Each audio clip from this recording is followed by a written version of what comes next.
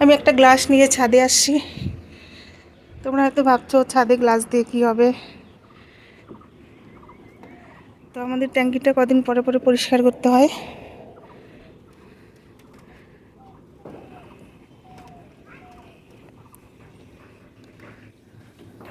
তাই না গ্লাস। আমার সকলে ইউটিউব বন্ধুদেরকে জানাচ্ছি অনেক অনেক শুভেচ্ছা, ভালোবাসা, অভিনন্দন। তো আজকের ভিডিওটি শুরু করতে চললাম।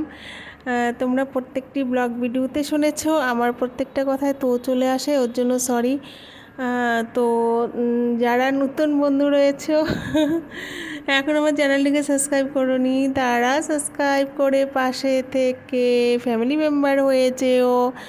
আর যারা পুরাতন বন্ধু রয়েছে তারা তো আমার ভিডিও কেউ দেখছোই না, হাতের গোনা কয়েকজন বাদ দিয়ে।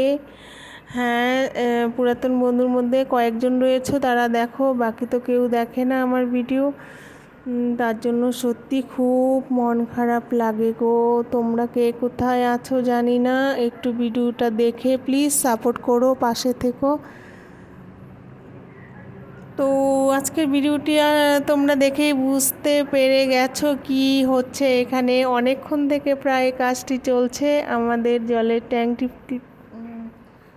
কি বলবো, মানে পরিষ্কার করা হচ্ছে। এত প্রচণ্ড রোদ কখন কমবে ওই অপেক্ষা করে তোমাদের বিশ্বজিৎ দাদাভাই অনেকক্ষণ থেকে বসে আছে। রোদ যখন কমবে তারপরে ট্যাঙ্কি পরিষ্কার করা হবে।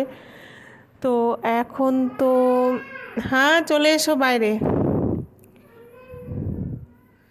তো এখন তো 3:30 প্রায় বাজে। তো রোদ কমে গেছে এখানে, তবু রোদের তেজ ভালোই আছে এখনও। তো অনেকক্ষণ থেকে ট্যাঙ্কিটি পরিষ্কার করছে, ট্যাঙ্কিটি অনেকক্ষণ থেকে পরিষ্কার করানো হচ্ছে। ট্যাঙ্কির ভেতরে ঢুকে তারপরে ঘষে মেজে অনেকক্ষণ ধরে পরিষ্কার করেছে।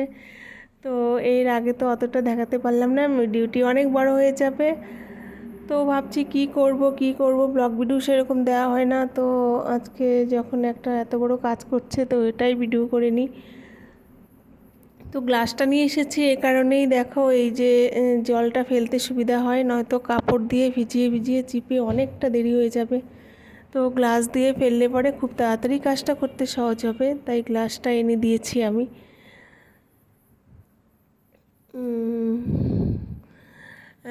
প্রায় কাজ শেষের দিকে হয়ে গেছে। এবার হচ্ছে বৈশাখ জ্যৈষ্ঠ মাসে কালবৈশাখীর ঝড় হয়। তো কালবৈশাখীর ঝড় যখন ওঠে সত্যি আমার খুব ভীষণ ভয় লাগে যে এই ট্যাঙ্কিটি না জানি ফেলে দিয়ে চালের উপরে না জানি পড়ে যায় ঝড় ঝাপটায়। তো সব ভেঙে টেঙে একদম বুকের উপরে পড়বে, খুব ভয় লাগে। তো ট্যাঙ্কিটি সেট করা হয়ে গেছে। ট্যাঙ্কিটিতে এবার জলের পাইপটি সেট করা হবে, তারপরে কাজ একদম কমপ্লিট। এই তো সেট করা হয়ে গেল, এই জল পড়ছে, দেখো ভেতরটা কত সুন্দর লাগছে, সত্যি খুব সুন্দর লাগছে দেখতে। তোমাদের দেখতে কেমন লাগছে যারা যারা ভিডিওটি দেখছো অবশ্যই কমেন্ট বক্সে জানাবে সবাই। দেখে তো ভীষণ ভালো লাগছে।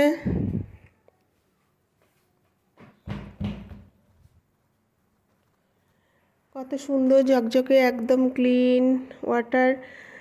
তো এই ওয়াটারটাই আমরা সরাসরি পান করি, তাই সপ্তাহে তো করা হয় না, টাইম পেলে করে। তো বেশিরভাগই 1 মাসের মধ্যেই পরিষ্কার করা হয়, প্রত্যেক মাসে মাসে 1 থেকে 1.5 মাসের মধ্যে পরিষ্কার করা হয়। একদম কাজ কমপ্লিট হয়ে গেল। এবার ভেতরে যাব, ভেতরে গিয়ে যে পাইপের মধ্যে আটকানো জলটা রয়েছিল ওই জলটা হয়তো নোংরা হয়ে রয়েছে, ওই জলটাকে এবার রানিং করে সব বের করব। নোংরা জলগুলো সব বেরিয়ে আসবে। চলে এলাম ট্যাপ ছেড়ে জলটা বের করে নিলাম। পাইপে যে জলটা ছিল ওই জলটা যেন সম্পূর্ণ বেরিয়ে আসে, তাহলে নোংরা জল সব বেরিয়ে আসবে।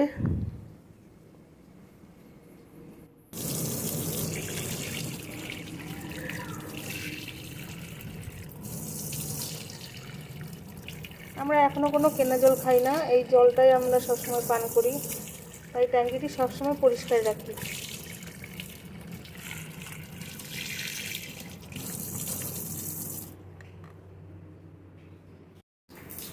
সবগুলো ট্যাপই মোটামুটি ছাড়া আছে, যেন নোংরা জলটা সব বেরিয়ে আসে। তো আজকে আমাদের মোটরটা খারাপ হয়ে গেছিলো, মিস্ত্রি এসেছিলো বাড়িতে। সকাল থেকে খুব জলের সমস্যায় পড়ে গিয়েছিলাম, মোটরটা খারাপ হয়ে গেছিলো। তো ট্যাঙ্কিতে এক ফুটও জল ছিল না, কি সমস্যা। তারপর নিচ থেকে বালতি ভরে ভরে বোঝাই করে জল এনে সমস্ত কাজ সারলাম আজকে।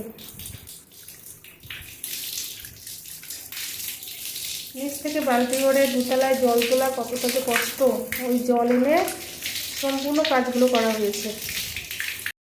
তাহলে বন্ধুরা, ভিডিওটি আর বড় করলাম না, অনেকটা বড় হয়ে গেছে। তো যাদের যাদের ভালো লাগে অবশ্যই একটি লাইক করে দিও, আর কমেন্ট বক্সে অবশ্যই জানিও, পাশে থেকো। তো এখানেই শেষ করলাম, এরপরে দেখাবে অন্য আরেকটি ব্লগ নিয়ে। আজকের জন্য তাহলে এখানেই রাখি। সবাই ভালো থেকো, সুস্থ থেকো, বাই।